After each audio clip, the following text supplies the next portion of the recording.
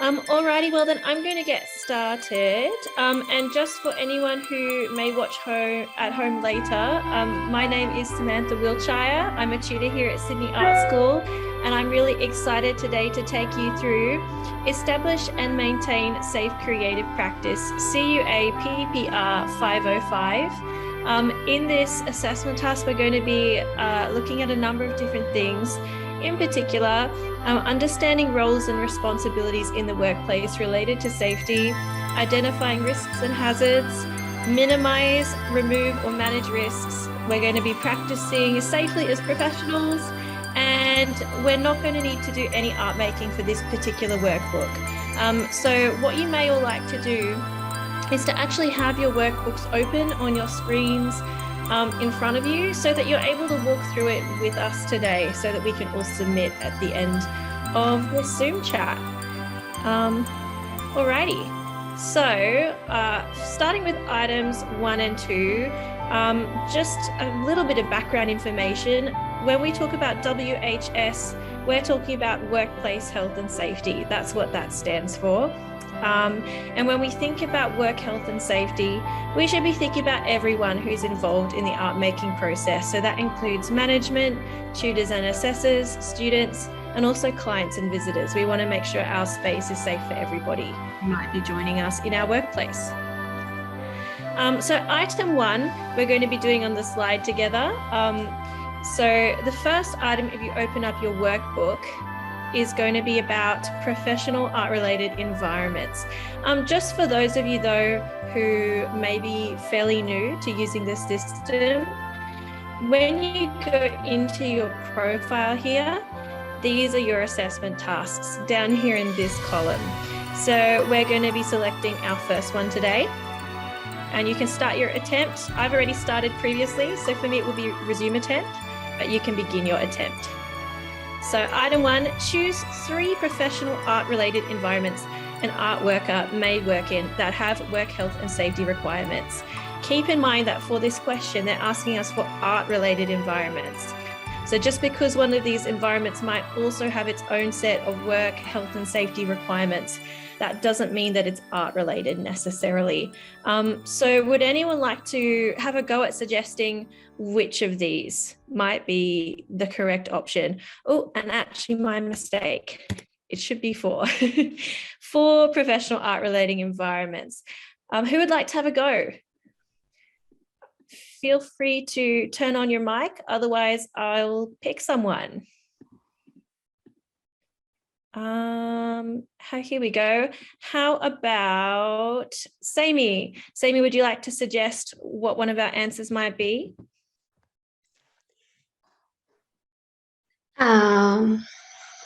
Jewelry studio. Jewelry studio, awesome. That's one. Let's try somebody else now. Who wants to have a go? How about Laureen? Screen printers. Screen printers, beautiful. Another one, 2 more. Why don't we have a go with Alida? Graphic design studio. Awesome. And we need one more for this question. Talia, maybe you can give us a hand. Art gallery. Art gallery, fantastic. Well done, everybody.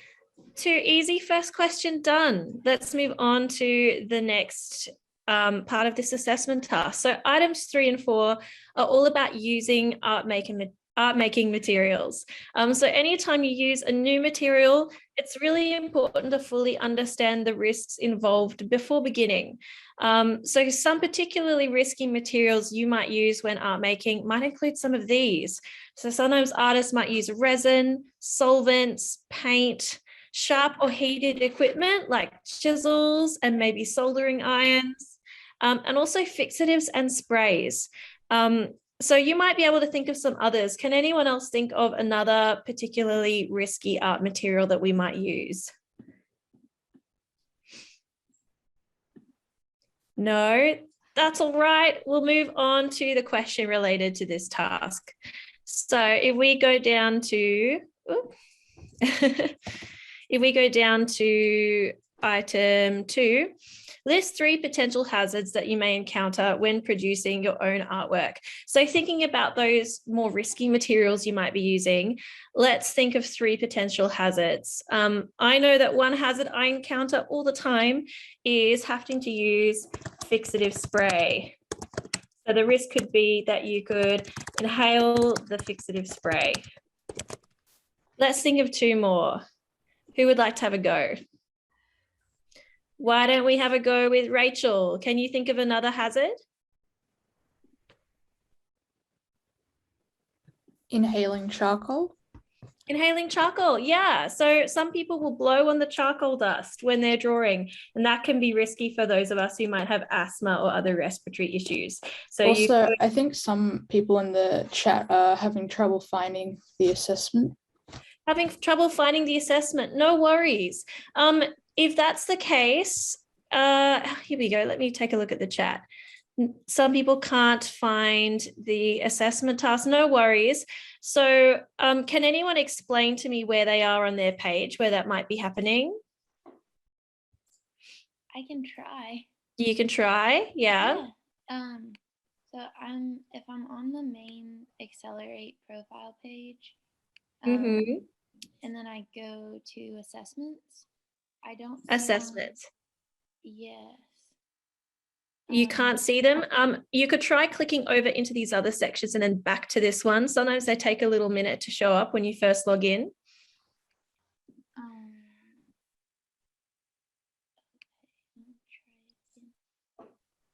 And make sure if you've completed a past qualification with us that you've got the correct qualification selected as well. Otherwise, oh, sorry. Oh, sorry. I was going to say, otherwise, if you can't access your assessment task at the moment, don't stress too much about it, because we're going to record this so you can access it in future. And you can be writing down your answers alongside us. And when we can have a look at whatever's going on with your page at a later date and see if we can help you out with that. Okay. Alrighty. So anyone who's having trouble with their assessment tasks, just make sure to grab a pen and paper or type in notes what we're going through together. So we were up to hazards. So we mentioned inhaling fixative spray. Rachel suggested inhaling charcoal dust. Oil paint. When we oil paint, there's lots of hazards. Can anyone think of an oil paint relating hazard? Maybe Martina.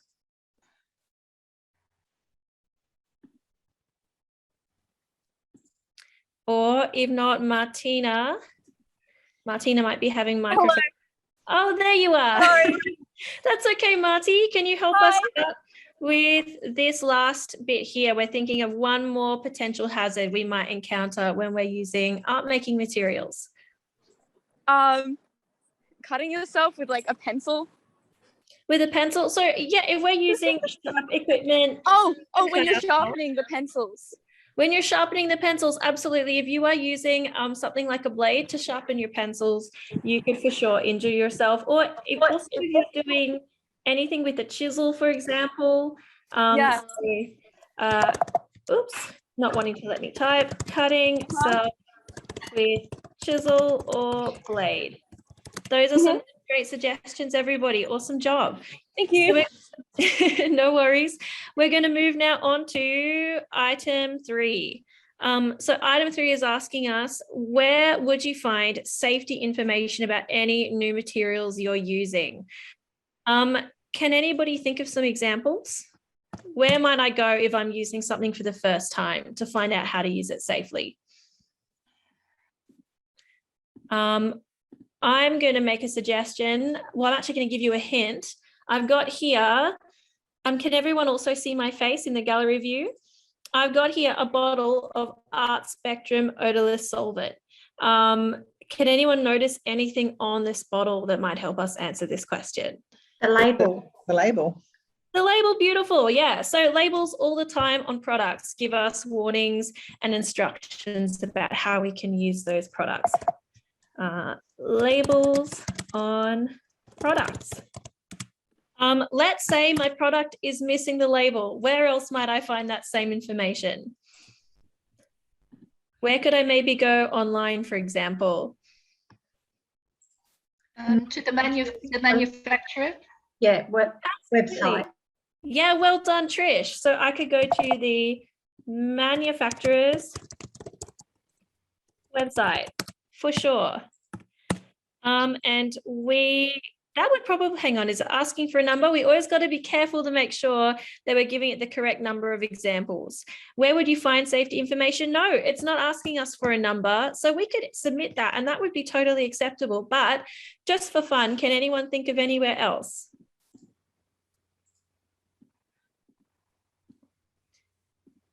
No, that's all right. If anyone does think of one, you're welcome to drop it in the chat or to let us know later. Here we go. Let me just pop out of that. Yeah, we got a beautiful website here from Rachel. That's another great example. So there's lots of places we can go online to learn about the safety instructions when we're using new materials. All righty. So question 4. Yep. There we go. Question 4. And sorry, it seems to keep wanting to save my answers, even though I went and deleted them before this task. So how do we dispose of solvents and oil paints? So most of you will probably have gone through this with a tutor already in your classroom session. If you haven't before and you're new to using oil paints, it's really worthwhile to let your classroom tutor know because it's really important that we dispose of those properly. So some things to know about oil paint, of course, is that it's not water soluble. So if it's not water soluble, what might be some other ways that we can dispose of oil paint? Let's see. How about Georgia? Georgia, would you like to have a go?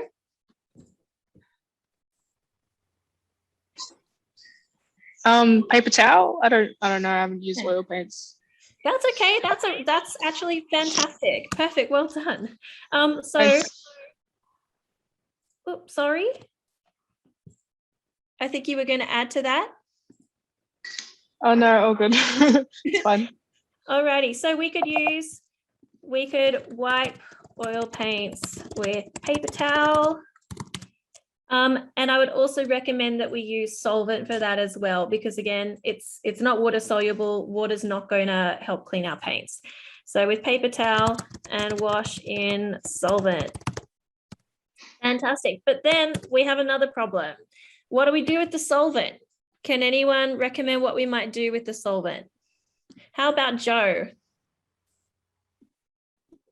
Joe doesn't use oils.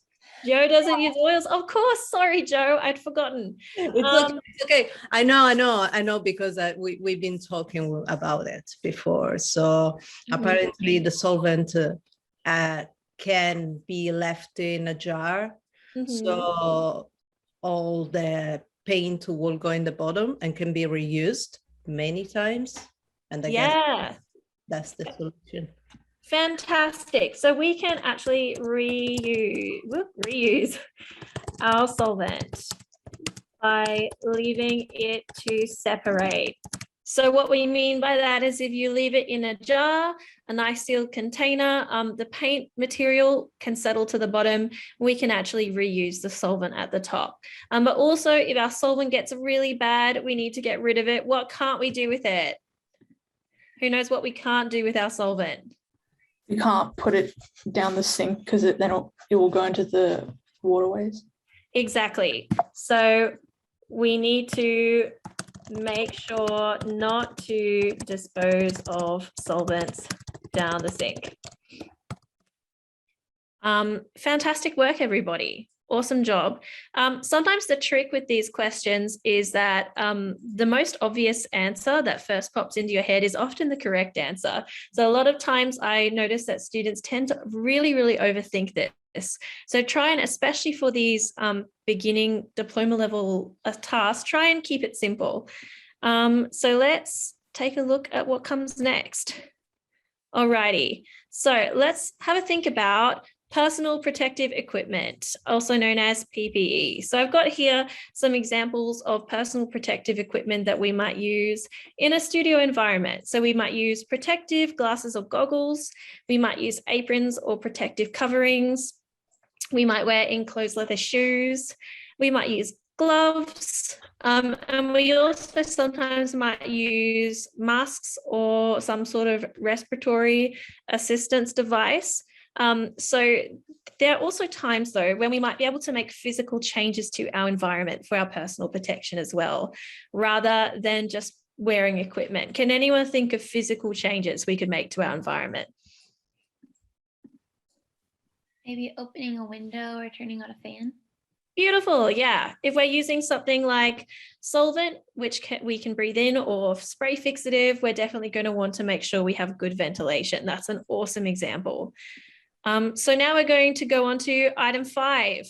Item 5 in your assessment task is asking you, are you allowed to wear thongs, sandals, or open-toe shoes in a sculpture studio? And our options are no or sometimes. Who thinks they can answer that one? Yes, Misha. Oh, Misha, you're on mute. And sorry, I thought that was I thought that sound was a notification, but I think that was just Brooklyn joining us. Either way, though, would you like to have a go? Sure. Let's see. I would say no. No, absolutely correct. In fact, you'll find that oftentimes if you wear any of these things in a studio environment, you'll actually be asked to change your footwear or to leave. So very well done. Let's now move on to our next item, item 6. So we're going to be using the next, the website below. We're going to be using it for the next several items of this workbook. And so we're going to be identifying below which is the website for safe work in New South Wales. Who thinks they can solve the mystery? Brooklyn, maybe you'd like to have a go. Which do you think is the official website for safe work in New South Wales? www.safework.nsw.gov.au. Yeah, and do you want to tell us what the giveaway is there? Well, it has safe work in the URL and it has New South Wales in the URL. Yeah. And it's the website because it says .gov.au. Beautiful. That's exactly right. That newsouthwales.gov.au normally gives us away. But what we can also do, which is really easy for this question, is just copy, oops, hang on, all my tabs don't want to cooperate, is we can just pop that straight into a search. And when it takes us to the right place, that's another great way to confirm that we've got the right one.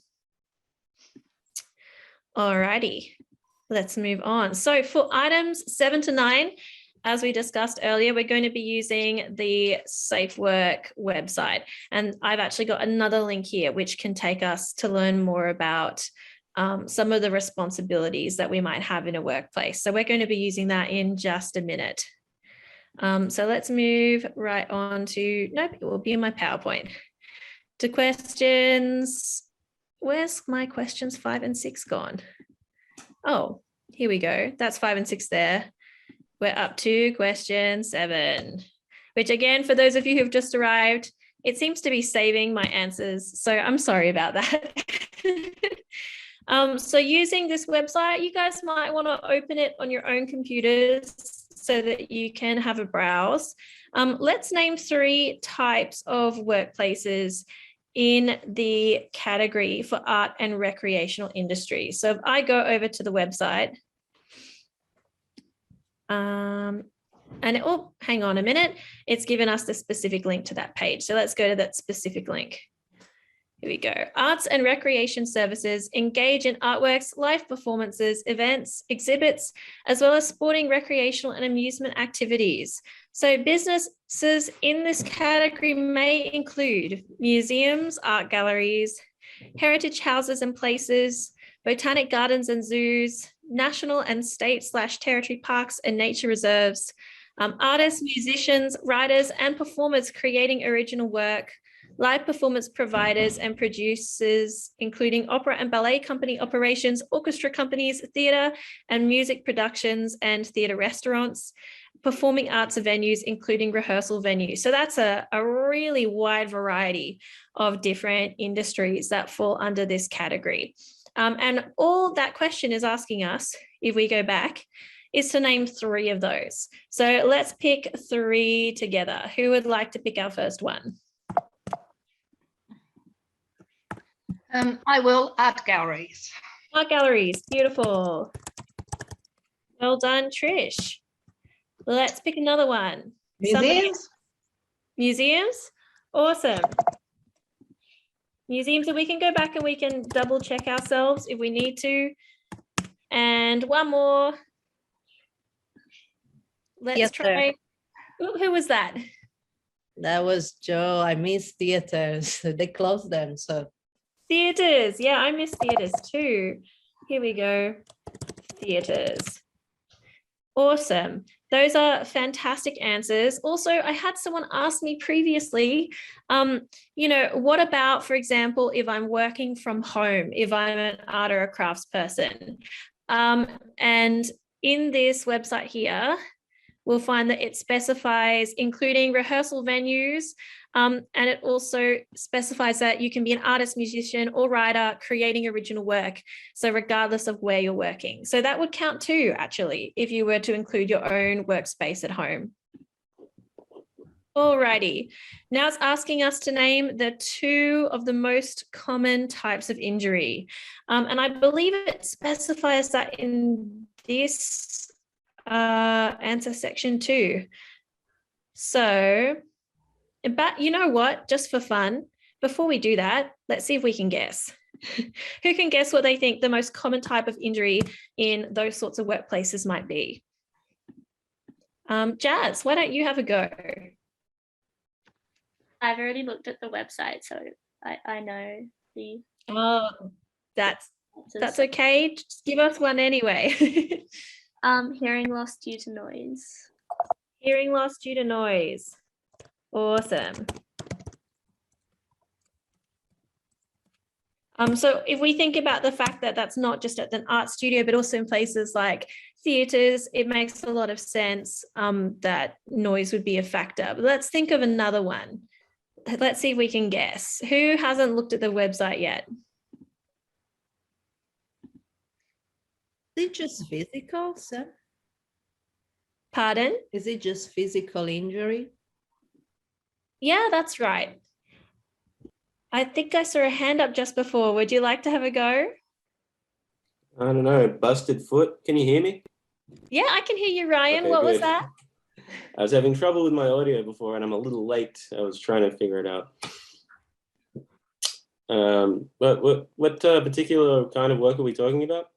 So remember, we just read that big list on the website of all of these different industries that are considered arts and recreation industries. We're thinking what the 2 most common types of injuries for those particular industries might be. I mean, I've heard working around terps without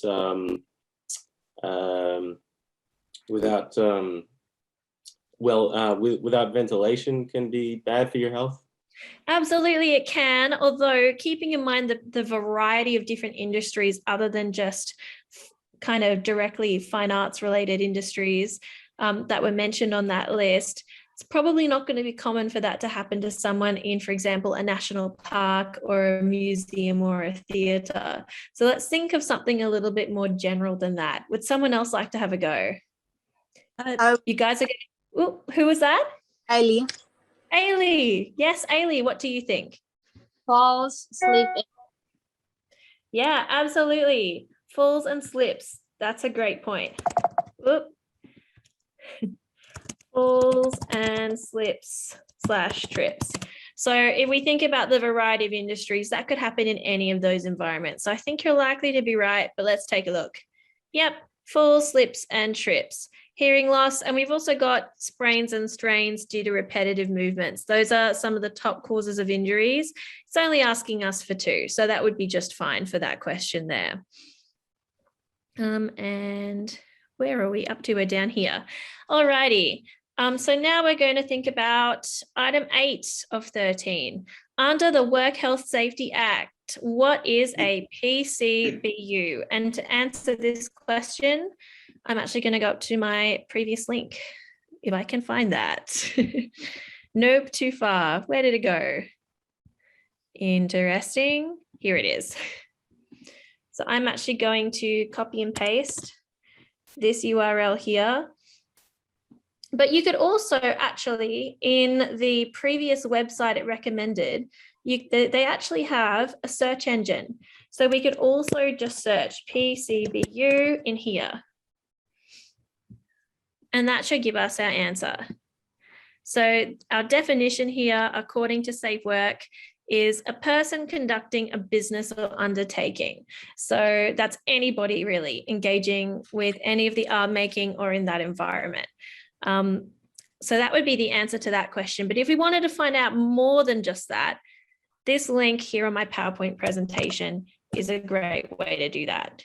And it just takes us to a different page here where it explains some of the primary duties of a PCBU, which I believe, if I am correct, is going to be the next question that they're going to ask us.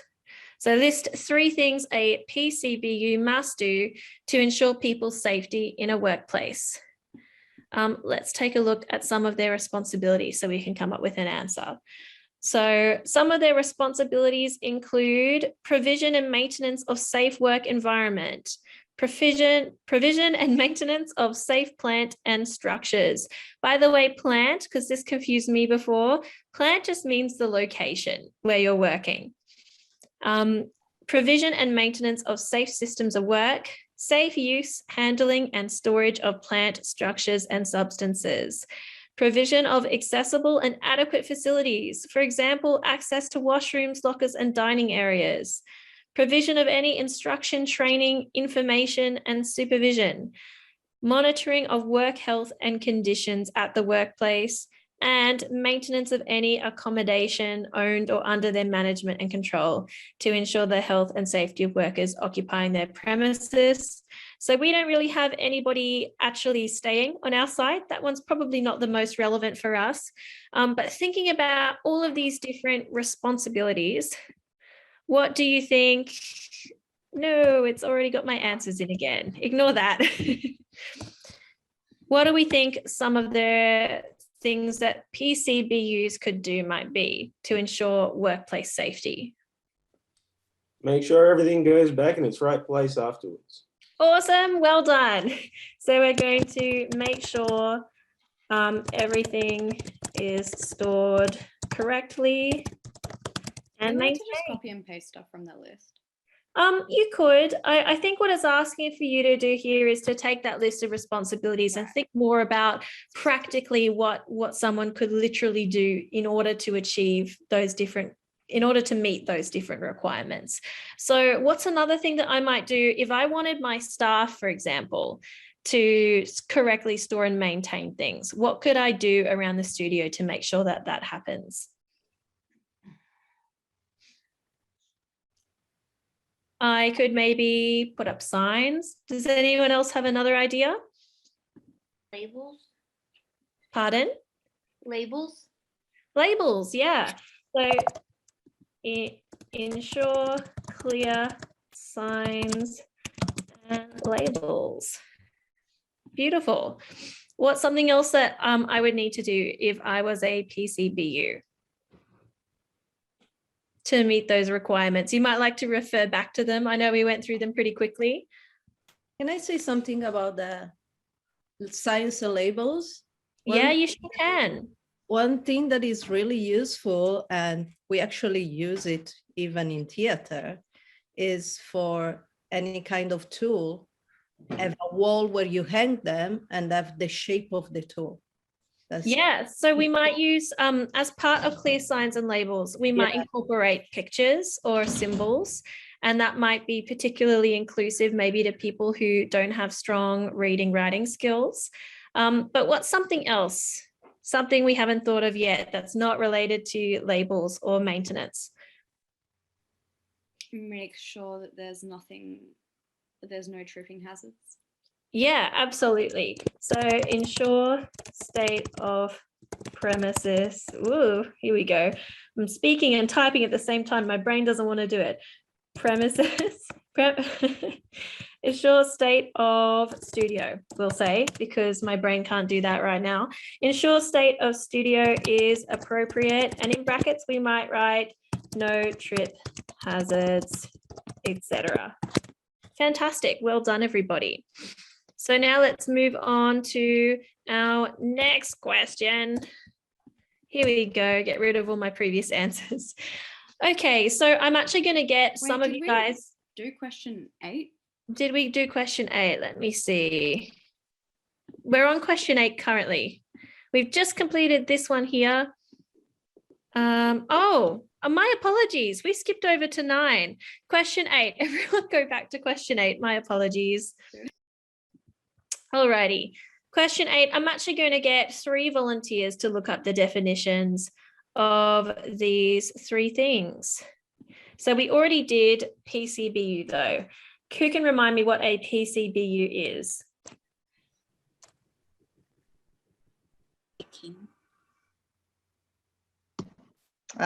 Person conducting business undertaking.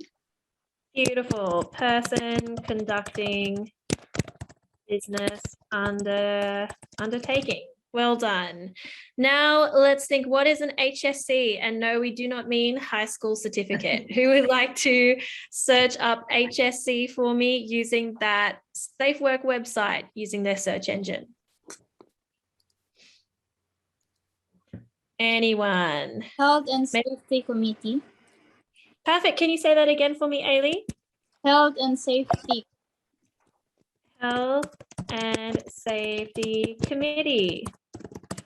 Beautiful. Alrighty, and now an HSR. Who has HSR for me? Health and Safety Representative. Sorry, you finished that one.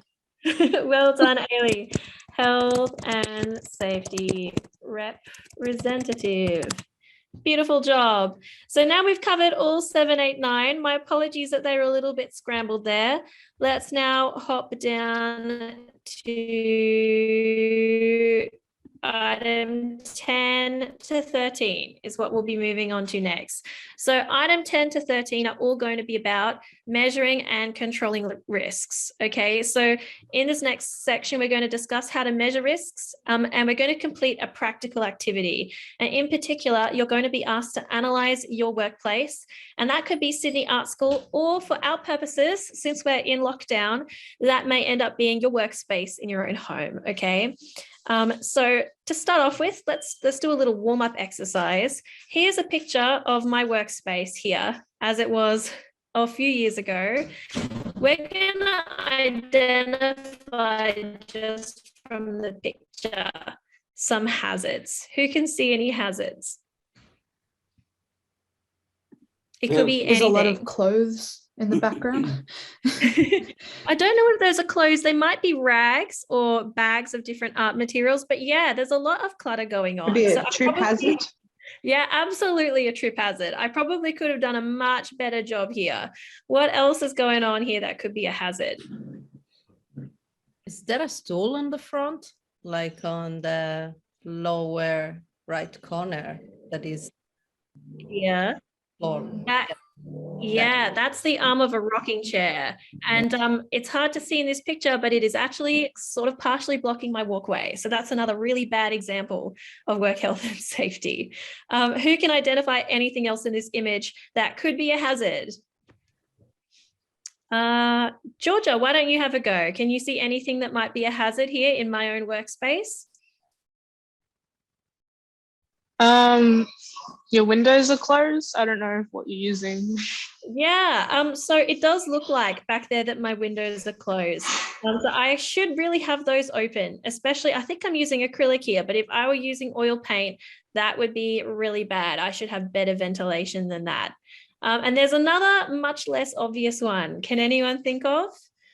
It's to do with my friend here in the background.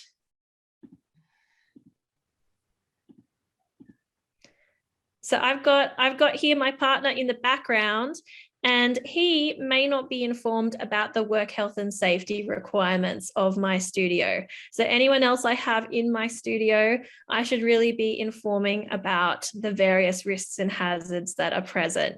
So that would be an example of some cool work health and safety on my part. As a little warm-up exercise, now let's move on to our own assessment task, and in particular, item 10.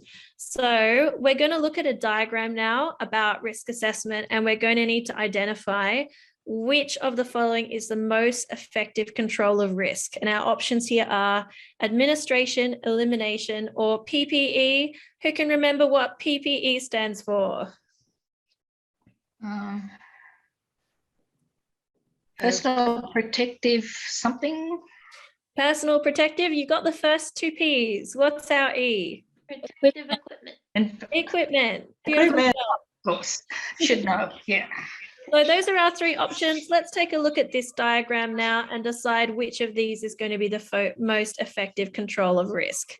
So down to number 10, here is our New South Wales Government control measures diagram. And we're going to go through that now together. So we've got elimination here, and by elimination we mean that we're going to remove the hazard completely. Eliminating the hazard is the most effective way to manage risks. So then where it's not practical to eliminate a hazard, we need to minimize that risk, and we can do that through the following. So we've got engineering, changing the design. We've got substituting the hazard, replacing the hazard with something. We've got isolating the hazard, separating the hazard from people.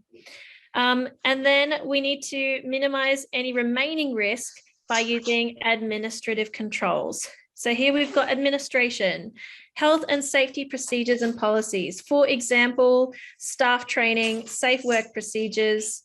And if risks remain, the possible impact on people must be controlled using personal protective equipment, PPE. Safety glasses, hard hats, nice spelling there, hard hats, protective clothing. This is the least effective way to manage risks. So now we've been through that together, which one is our most effective method here? Elimination. Elimination, fantastic. That's going to be the answer to that question. And now let's, whoops, that's from a previous student consultation. Sorry, guys. Here we go. Back here. Beautiful. So now we're going to be moving on to the next item. This is item 11. For item 11, they've given you this link. I've put this in earlier so that it's up and ready for us. This is an art studio inspection checklist. This is what we're going to be using for the next activity. Now, normally in a non-COVID situation, you would be able to walk around our studio environment at Sydney Art School and address the following, but I'm going to be showing you today how we can actually do that in our own home workspace. We're going to be going through and talking about how you might accomplish that. And you may find that because of the restrictions, you're putting not applicable fairly often in these boxes, alrighty? But it's still absolutely okay as long as you've demonstrated that you filled out this checklist. That's all we're looking for here.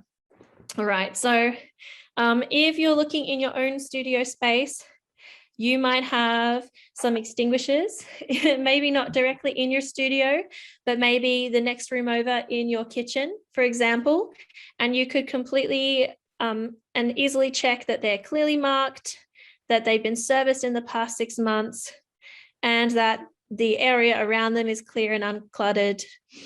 For us at home, fire exit signs, that's probably not going to be the most relevant. So you would just plop not applicable there. Exit doors can be easily opened. You can check that your doors can be easily opened. Evacuation plans clearly displayed. I mean, usually not in our own home. So you might put not applicable there as well. Then you're going to want to go through and check all of your electrical equipment in your room. So no broken plugs, sockets or switches, nothing frayed or damaged. You're going to check that all portable power tools are in good condition if you have any. Again, remembering if it doesn't apply, non-applicable. Yes, Brooklyn. So are we doing this for our entire house or just the area that we do art in? So you're just doing this for the area that you're doing art in. However, I would recommend for this particular fire extinguisher one that if the closest available fire extinguisher to your studio happens to be the next room over in your kitchen, that's probably also okay. Is it Alrighty. normal for people to have fire extinguishers? I think a lot of the time. No, I definitely don't have a fire extinguisher in my house. no. If that's the case, you can pop maybe. No, apparently I do have one. It's not clearly marked though, because I didn't know we had it. No. I mean, I'm not sure. I think a lot of people do. I know my tradie boyfriend does, but perhaps not everyone. If that's the case, you can put non-applicable in the box if you don't happen to have a fire extinguisher, or if you happen to know where you can easily find one. You might want to just rehearse anyway, that you know how to check that it's been serviced in the past 6 months, and that it's clearly marked. That's all you might need to know. So back down to here where we were before. So no temporary leads on the floor. That's another one.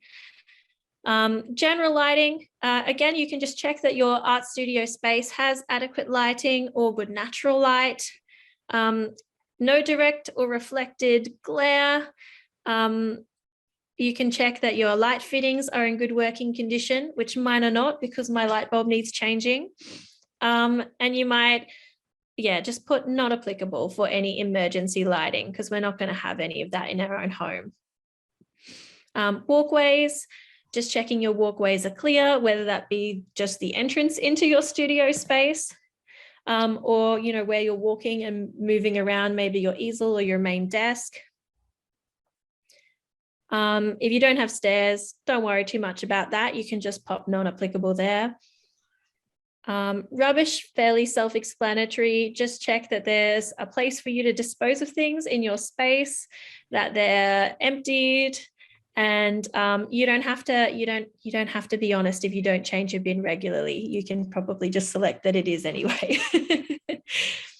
And then art benches and tables. We're going to think about whether they're clear, whether our materials are stored properly, whether everything is at a appropriate work height. Now, can anyone think about why the height at which you're working might be important from a work health and safety perspective? For your back, so you're not leaning over constantly. We're thinking here about whether everything is nice and ergonomical, whether we're comfortable, whether we're having to strain or hunch in order to do our work. We don't want to be doing any of that for our health. And no sharp edges. And then storage, just thinking about the way you store your materials, making sure that you're not storing them the way I was in my previous picture on that PowerPoint slide, which is all over everywhere. So making sure that everything's clear and in good condition. Chemicals, if you're oil painting at home, chemicals are relevant for you. Or if maybe you're using acrylic paints and you're adding particular mediums to them. For example, maybe you're using impasto medium, maybe you're using flow improver, whatever that might be. You might need to check what the requirements are that's relevant to those materials. And of course, checking that our materials are clearly and accurately labeled. This could be particularly the case if you happen to be a parent, okay? It might seem that most of us know that it makes sense that you shouldn't drink from a solvent jar, all right? But if you've got somebody who's not informed in your household like a child, that's really, really important and something that you should be considering. And even when you come to art class, if you're using an old pickle jar, whatever you're using to keep your solvent in, I'd recommend just taking the label off the bottle, sticking it on your jar, or printing off a label so that people know what's in there. And that all chemicals are stored in accordance with the MSDS. So then, of course, first aid. If you have, again, I'm hoping that not only do you have a fire extinguisher, but that somewhere in your house you have a first aid kit. Everyone's going, oops, not me. You should if you don't. So you're going to check that your first aid kit is clear and orderly, that it's adequately stocked, that it's easy to access. So I would have to select no for this one because mine is above the fridge and I'm too short to reach without standing on a chair. So I should probably fix that in my space. And you also need to check that anyone who's using or may need to use that first aid kit, students and staff in your home, it may be your family members, you're going to be checking that everyone knows where that's located. So then, of course, your floors, we want even surfaces, no large cracks, holes, or trip hazards, floors not obstructed, free from any slip hazards like these. Again, this isn't really relevant here, display materials for you guys if you're working from home. But if you were doing this at Sydney Art School, that would be relevant for you. And same with work health and safety information. You're not necessarily going to have this in your own home, but in Sydney Art School, you would be able to follow through with these, okay? And down here in additional comments or action required, if you're physically filling this out, you can actually just mention to us that this is your own home studio space that you're using as a result of lockdown, so that we know that that's why some of these things are not applicable for you. Alrighty. So let's go back over here and see what else it's going to be asking us about this form. So we need to use the studio inspection checklist provided and identify potential safety risks in the studio. You can either scan and upload or just photograph and upload your filled out form. And again, it's giving you a little space to write notes. Just make a note for us that you're using your own home studio space if that's what you're doing for this task, okay? And now we're going to, so this is assuming that you've already completed this task. You're going to use one of the 6 measures from the hierarchy of control diagram. So remember that diagram is this guy with elimination, administration, personal protective equipment, and these other options here, which are all about minimizing. So engineering, substitute the hazard, isolate the hazard. So for item 13, you're going to be using those 6 measures and the diagram to assess some of the hazards in your very own space, okay?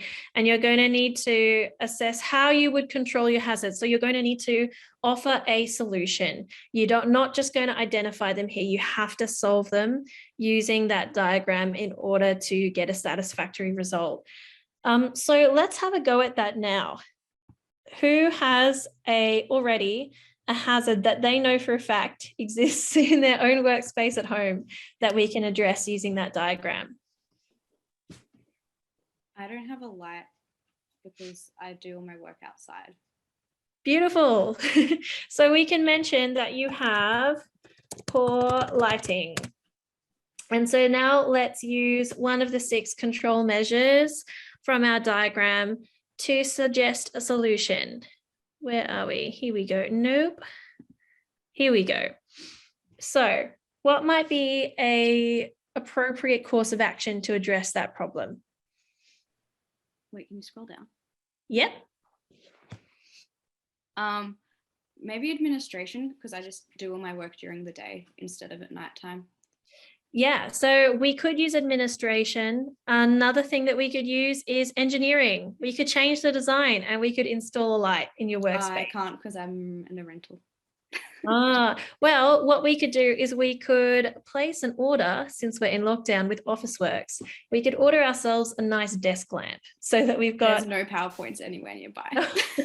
Trust me, I've gone through like a lot of the solutions. The only solution I have is working during the day. All right. So in that case, we've gone through all of the potential things that we could do. The best we can do is administration. Well, in a way, that's also kind of eliminating the hazard by working outside and making sure that we're working outside in the daytime too, to preserve our eyesight. That would be a great example. So we would go down to our question. That's 12. How many do we have to do, by the way? Because I'm going to have a lot of hazards. So it actually doesn't really specify here how many, but you could really do as many as you'd like.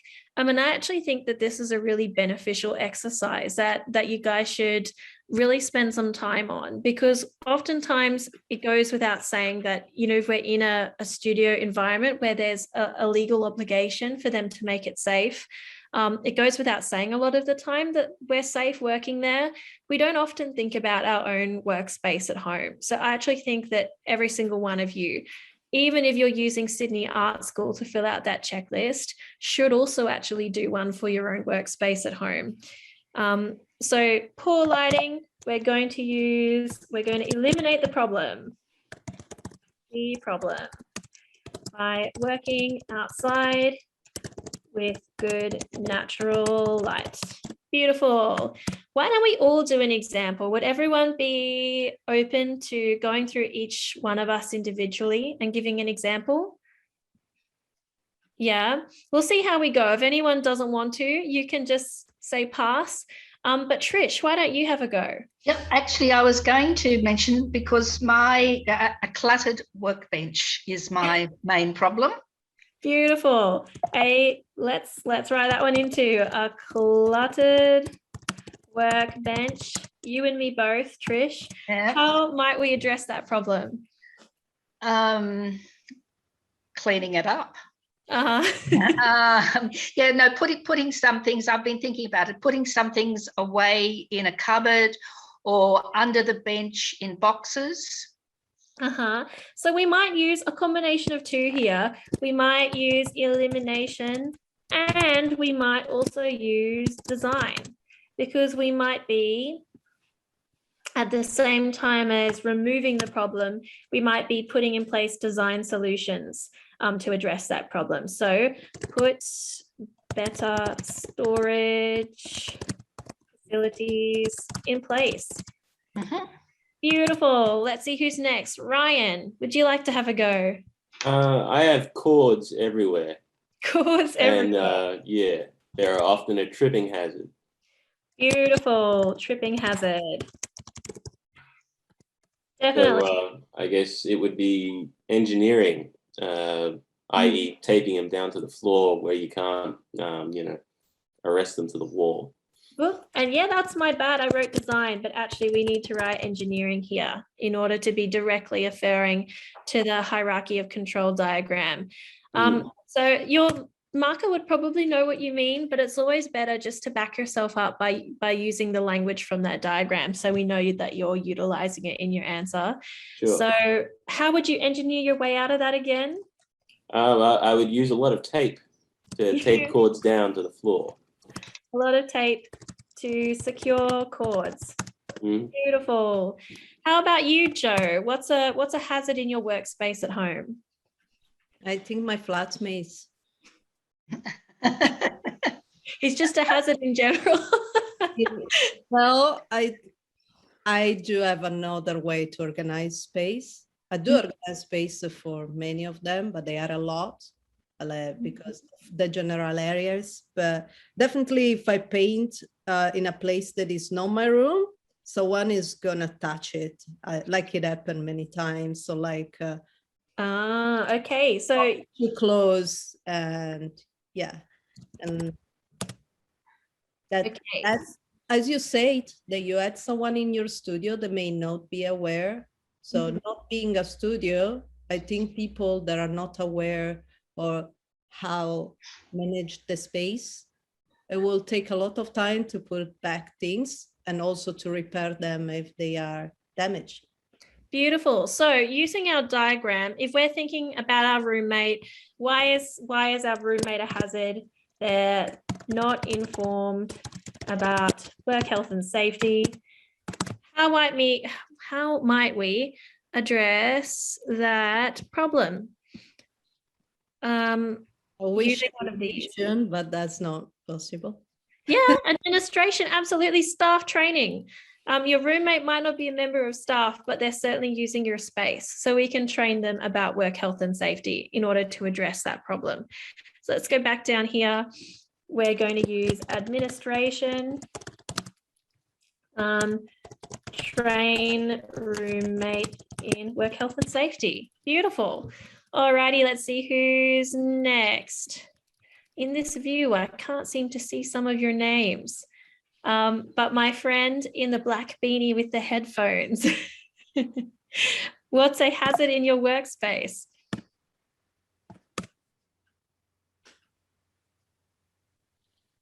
Oh, I don't know if we can hear you. Can anyone else hear?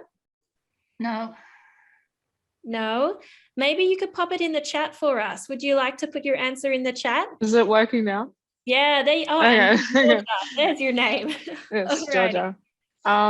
So I have dogs, Mhm. and I keep my paints on a trolley, so making sure that I keep them on the higher shelves. So I'd say that's in elimination. Yeah, beautiful. Elimination. Put paint And out of pet reach. Wonderful. Alrighty. Ailey, looks like you're next.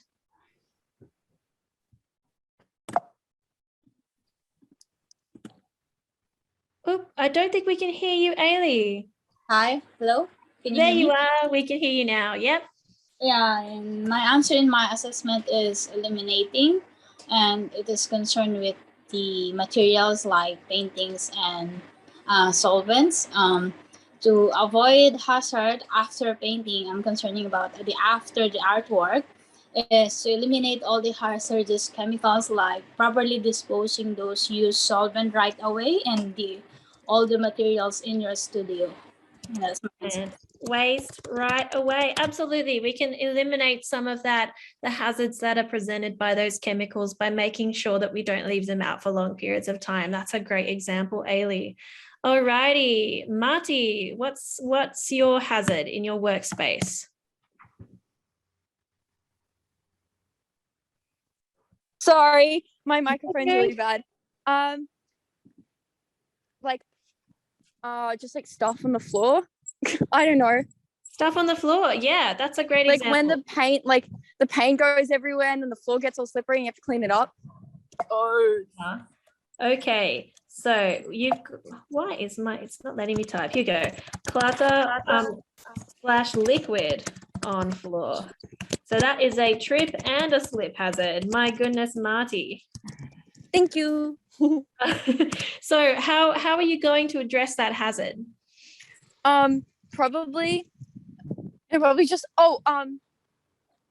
put all of your like pots and like the things that you keep your paint and like liquids like further away from the edge of the table. I don't know. Okay, so we're eliminating the hazard. And we also might use, in your case, some engineering too, because it sounds like you might need. Yeah, I leave everything on the edge and then I walk past it and it all falls off because I'm dumb. Yeah. All right, install better storage and remove trip / slip hazards. I'd highly recommend you get onto that. Oh my goodness. All righty, Alida, would you like to do the next one for us? I've got under elimination, again, removing trip hazards and cleaning up any spills quickly and properly. Yeah, beautiful. So that's a great one, because I love how you mentioned that you were going to do it properly. You're not just going to kind of briefly sweep anything to the side. You're properly cleaning your workspace, and I think that's really important. So you're going to properly remove hazards and clear your workspace. Beautiful. Alrighty, and I realized a better way to do this than with your screens would actually be to use the participants list. Where are we up to? Alida, do we have Anna Marie? No, we don't have an Anna Marie. That's okay. If you're having trouble communicating with us, you might want to pop your answer in the chat. Otherwise, we'll move forward to the next person. We've had Brooklyn and Georgia. Jazz, why don't you give us a hazard in your workplace at home? My odorless solvent isn't labeled and I have a little brother, so I should eliminate that by putting a label on it. Slash, how old is your brother? He's 11. He's 11, so he's a child. Slash child present. So yeah, we're going to eliminate that hazard for sure. Eliminate hazard by properly labeling jar, and also potentially by removing the hazard altogether by putting it on a high shelf. Another thing you could do, guys, if you've got children present in your workplace, is you could actually put child locks on cabinets as well. Properly labeling jar slash putting jar on high shelf or child locks. Beautiful. Alrighty. Let's move on to, I think we've done Joe, but we've got Joanna here. Joanna, would you like to have a go? Yes, I'm here. Only one problem is with the light. I have also bad light. So, bad lighting. Yeah. Bad lighting. Are you in a position, unlike our friend Brooklyn, to install better lighting? I mean, I have my desk lamp, but it's still like I don't have good the sun in my room. So yeah, okay. so mostly I just working with the lamp. Bad natural lighting. Yes. So, what we could do to address this problem is either install more lighting, or perhaps we could move our workspace closer to a window, slash try working outside. What would all of those things be? What on our design chart would that be? And not our design chart, our control diagram. What on our control diagram would that be? Engineering. Engineering, beautiful. And that would also be, in a way, if you were, again, to move your workspace or work outside, that could also be elimination. All righty. Lorene, would you like to have a go? In my case, my workspace is not much of a ventilation. So it, like, if I do paint or use any chemicals, it doesn't really go away unless I work in a space where it's close to a balcony so that I can open the door. Yeah, so I think if you're doing anything with solvent or spray fixative, doing that either out on the balcony or near the balcony would be a great solution to that problem. And that would be elimination.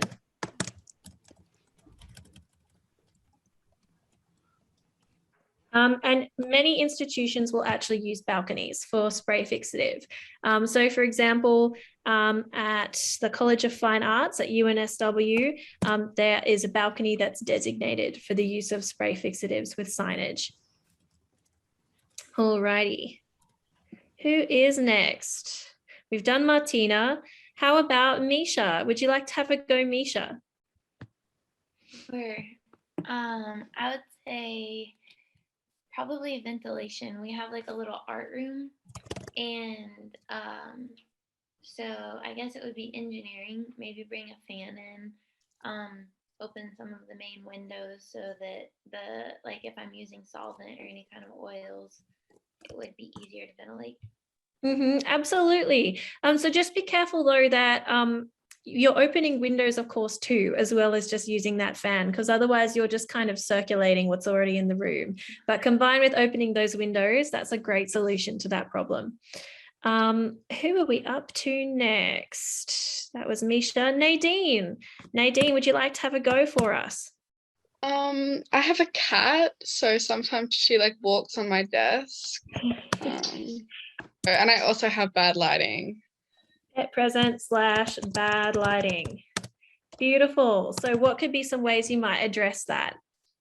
I could probably just shut my door so my cat can't get in. And and change my light bulb, because that's all I really need to do. I just haven't done it yet. Beautiful. And in both of those cases, what are we doing? Eliminating. And I guess engineering. Yeah, slash if we're changing a light bulb, we could call that engineering. No, it doesn't seem like particularly sophisticated engineering, but nonetheless, we can call it that.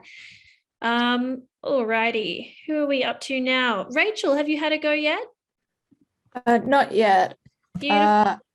I've got I currently have just a garbage bag in my room, but it's not really practical to throw away all my stuff in, so I need to set something up better. Garbage bag in room. Alrighty, so you do have a place for waste disposal, but it's kind of not optimal. So what's the plan in terms of addressing that? Getting a garbage bin. So getting a garbage bin. So what are we doing in this case? Are we engineering? We are. Look at us, engineers, for buying a waste disposal bin. Here we go. Who next? Serena and Alyssa, have you had a go yet? No, we've got very much similar problems. Pets, pets and people, and pets and people. We have and lighting. So we have eliminated the lighting problem by buying a lamp, a stand lamp on the side. We have blocked the dogs in, contained them in another room for our pets, and the people we're trying to train to not walk through our sessions. Beautiful. Educate people. So you have done all of the things here. You have eliminated, engineered, and what else have you done? Contained, that's not on our diagram, but we have one starting. I haven't got it in front of me, sorry. We have one starting with A. Sorry, I haven't got it in front of me. That's okay. Educate, assess. Yeah, if we're educating, what are we doing on that diagram of controls? Administration. Administration, beautiful. Sorry, it just came to me. Alrighty. Who is next? We've got Tien. I hope I pronounced that correctly, Tien. Yeah. Yeah? Fantastic. Do you want to have a go for us? No, I'll pass. You'll pass? That's all right. No worries. And I think Ryan's already had a go. Have you? Oh, no, we've got two Ryans. There is Ryan Admin and Ryan Amin. Who's RA? Oh, there you are. No, Ryan's had a go. We've got another Ryan here called, oh no, we've just got two Ryan Arminds. Never mind. That's just my participants list. My fault. All good. I think I logged in twice or something. That's okay. So that's pretty cool. All of us have managed to come up with something. I think all of us really clearly get the idea there. So there should really be no reason that you guys shouldn't whiz through this. But before we move on, does anyone have any questions about this assessment task as a whole, or any concerns about completing it? Yes, Brooklyn. Is there any chance we could get a Word doc version of the checklist, because I don't have a printer and okay, it's not possible to fill it out otherwise. Okay. If you don't have a printer, I mean, I might have to check in with management, but something you could probably do is just kind of draw up something really similar and fill it out in a notepad. I think we've got Martin. Yes. There's an online version as well. Yeah, I've got the online version, but it's a PDF. No, there's an online, there's an assessment task. There's actually 3 different assessment tasks against this unit. Right. One of them is this one Sam's taking you through, and you have the option of either doing this one where you download it, print it and upload it, or you can actually use the online version, which is one of the other ones. I can't see that in the assessment. You should see. Let me just have a very quick It just look. says studio inspection checklist and then there's a link. Have a very quick look at you, Brooklyn. But I think that's the same as what's coming up for Sam on her assessment. Oh, it's funny. Sam, can you open up your assessment? I sure can. Here we go. So if I go back, here we go. This is what I've done. I've gone into. Yeah, let me look at that one. I think it might have been allocated into this particular course yet. All right, we'll give you an online version, Brooklyn. That's okay. Okay, cool. Thank you. All right, perfect. But in the meantime, if you don't have access, you still just want to get this done so it's ready to submit, you can just make an indication of those things on a notebook. And once Martin gets the correct version to you, you can go through and fill that out. And that way it shouldn't be too much effort. Does anyone else have any other questions? You can either pop your hand up, or if you feel more comfortable, you can pop it in the chat. In the chemicals section of the checklist PDF, what does MSDS stand for in chemicals? Here we go. Let's go into, oh, it's good, it's still up. Beautiful. Well, let's go down to chemicals. MSDS for all chemicals. Let's investigate, shall we? Here we go. MSDS chemicals.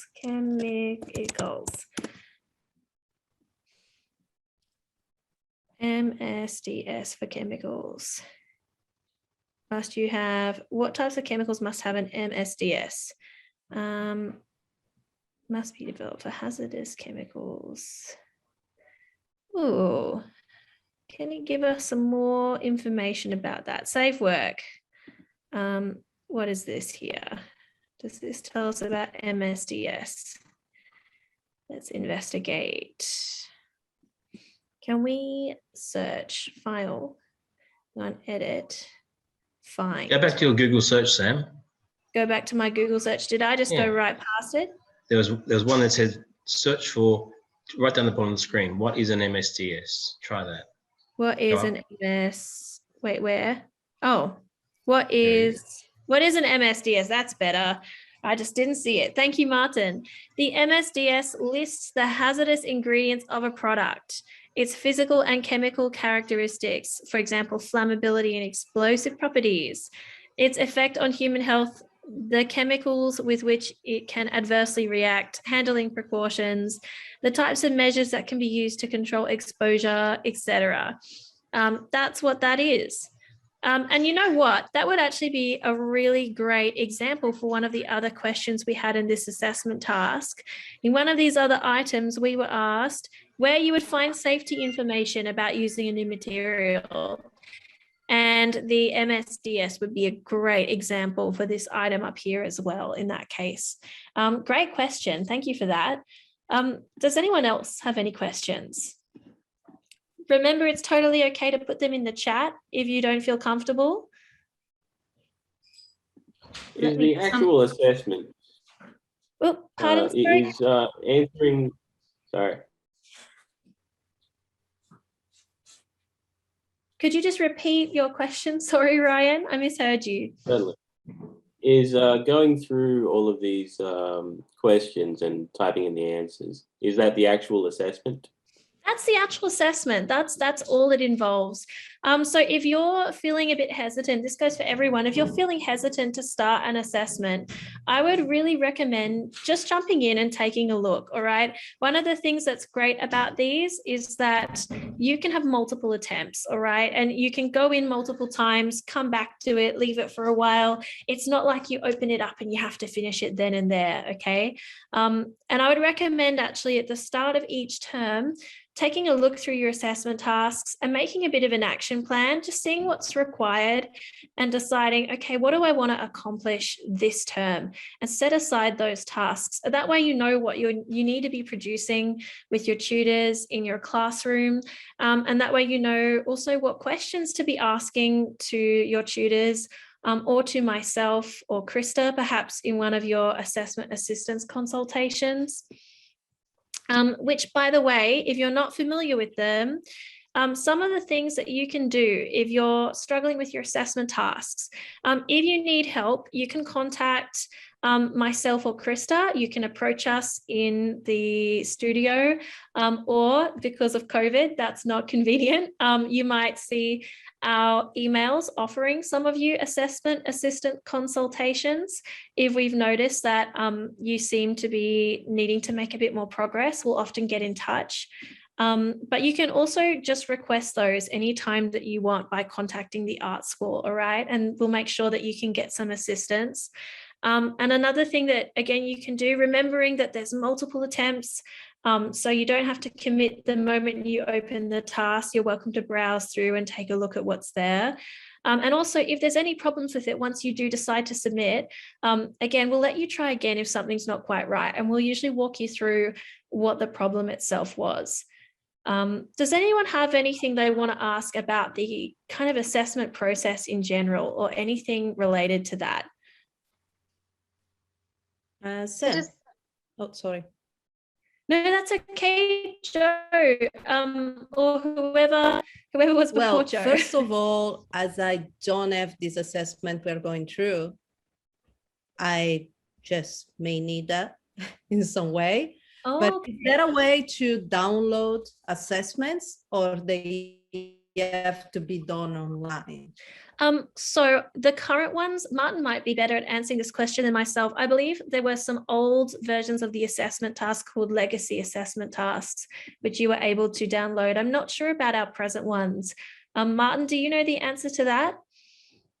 The current ones only are available online. So who was asking that question? That was Joe. Joe, okay.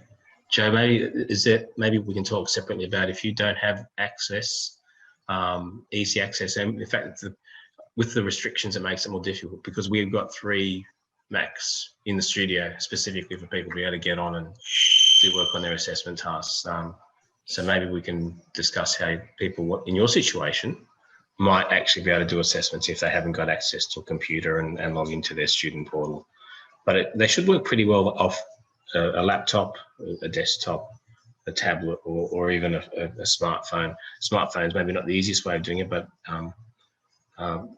is that something, Joe, let's maybe have a separate discussion about what your circumstances are and how we might be able to help you get onto the assessments. Okay, this was a general question because I may have the chance maybe to go through the assessment with some classmates, and I see that I don't have the same assessments, probably because I'm doing the certificate, but also because if I have problems, someone can send me the assessment, it's like obviously blank, to add my answers while we're doing this kind of lessons, instead of me following the lesson and then going through the assessment again. Mm-hmm. And so using double of the time, that's what I was thinking about. And also I do have some problems that I mentioned to Sam before about one assessment that doesn't let me complete online some of the answers. Mm-hmm. In regards to some of the questions, in particular this one, it should be fixed now because I went in the other day and actually adjusted it. But for this particular question, it was previously asking for you to choose 3, even though there were actually 4 correct answers. So if anyone does have any difficulties with that, you need to make sure that you're selecting 4 correct answers, not 3. Otherwise, you won't be able to move forward from that question. Thank you so much. I was so confused about that one. I was like, I swear my answers are right. I changed that just the other. In fact, it still says 3 for me. It does? That's weird. I might have to go in and check that change was saved. But that should be amended now. And we have had some issues with a few of the multiple choice questions needing rewording once we discovered that it wouldn't permit you to just select 3 if there was more than 3 potential correct options. So if you do come across that in an assessment task, it's really important to let myself or Krista know so that we can pass that on to management. In terms of your concern about downloading assessment tasks, though, and not being able to see yours, Joe, it might be the case that because you're completing a different level of the qualification, you've got different assessment tasks. If you are meant to have that one, though, we can get management to check in and you can have a conversation with Martin about that to make sure that you're on track. Cert 4 actually does have a slightly different assessment task, but I think some of the principles remain the same. Many of the questions remain the same. Sam, once you complete, because you're doing this as though you're a student and filling it in. I'm pretty sure that once it's completed and submitted, we actually have an ability to save that as a document and potentially, Joe, I'll take your point, Joe, we can actually share that document with you as an example of how someone else has done it. Also, I can also go into my cert for visual arts and take a look at what you should be able to see here, Joe, if you're doing a certificate for. It's that top one, Sam. BSB WSH 211, yeah, it's slightly different. So you can't see this one at all, Joe, when you log in normally? Because this should be your kind of equivalent assessment task to what we've just completed together today. I do find new things that I didn't see before. And those are actually documents most related, I guess, with COVID.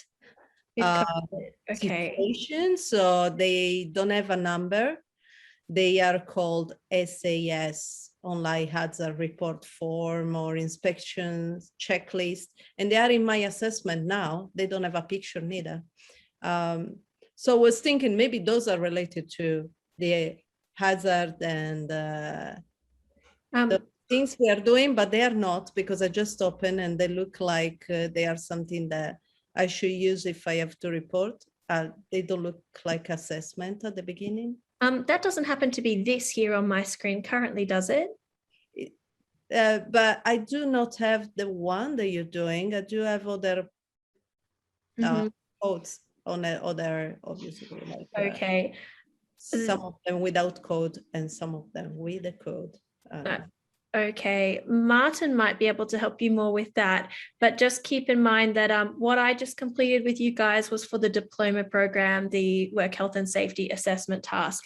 So oftentimes if you're doing a certificate for assessment task, it will be very, very similar, but it will have a different course code and a different title. So just being aware of that, I might need to in future mention where there's similar assessment tasks for other qualifications. So that's a good learning point for me.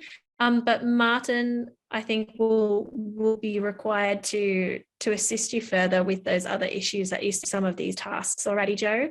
Yeah, cool. But Sam, while you're there, just so if you go up to the very top again, that top of that list that you've got.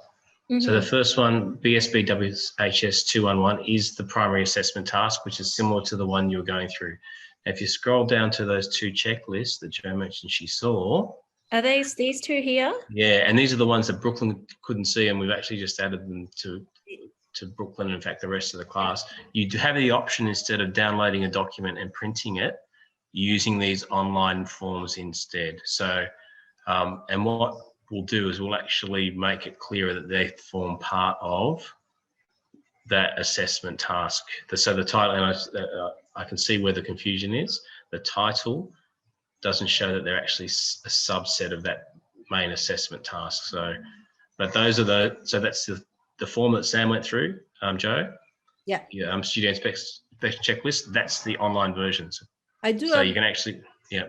The first one that you were visualizing before, that now is hidden, but like hidden somewhere. But yeah, I do have 211, 201, the one that you showed there. So probably I can go through this one after this lesson. You mean like it's like a similar content, I guess. Very similar content. Yes. Yeah, okay. Cool. Yeah, and if you do have any struggles, during lockdown, I've been taking phone and Zoom consultations. So if you have any issues whatsoever, we can arrange one of those for you. And in fact, anyone who wants to book one of those, although I am about to get back to some of your emails, anyone who particularly would like to book one of those for any of the assessment tasks, although keeping in mind there'll be more sessions like this for assessment tasks coming up, you might want to pop your name in the comments so that I can see and I can get in touch with you. But also I can see, Brooklyn, that you have a question very quickly. What was your question? Yeah, it's just a quick question. So if you do the SAS online hazard report form, this question's more for Martin probably, do we just write, like in the actual assessment where you're meant to upload the file, do we just write, I've done this on the SAS online hazard report form? I'm sure that should be all right. Martin, what do you think about that? So the unfortunate part of how this system works is because it's got a file upload section, it actually expects a file upload. So what we've asked you to do there is, if you do the online version, just take a screenshot of one page, not the whole thing, and please upload that as well, and just make a note, well, I've done the online submission. Yeah. Thank you. Fantastic. And I can see some questions in the chat. So I'm just going to address that quickly. One person has asked, in my assessment, I need feedback from my teacher. I can't send the assessment because I need this feedback. Can we send our work by emails to teachers? Alrighty, my answer to this would be that it's better to book a consultation with us rather than sending us emails that then we have to write a long reply to. It's much better to get in touch and request a consultation, because then we can have a Zoom chat. You can show me your artwork on the camera and I can give you live feedback that you can then write down into your assessment task. It's just easier to keep track of what we're doing with who that way, and it means that your assessment task question isn't going to be lost in anybody's email inbox. So that would be my suggestion in terms of that. But also during your term, you can get feedback from people other than just myself and Krista as well. You can talk to whoever's class you're in, gather feedback from your work. You can also try and recall what feedback you might have been given, unless it's potentially asking for a date when you had that conversation. So oftentimes throughout the term, you will have received feedback from maybe Matthew or Peter, whoever you're working with. And if you just write down some of the recommendations they gave you and pop in their name, that usually most of the time is adequate for that question, again, unless it's asking you for a date on which that conversation might have occurred. Let's take a look at some of these other questions in here. No, that looks like the only one in our chat. Does anyone else have any questions? Feel free to chime in if you do.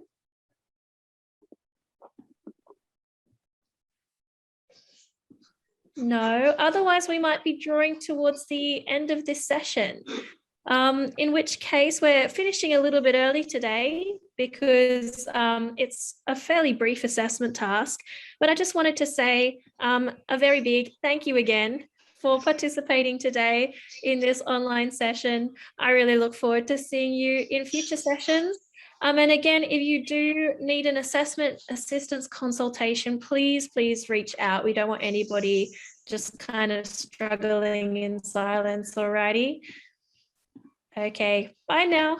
Thanks, Sam. Thank you. Bye. Bye, everybody. Bye. Great job, Sam. Thanks.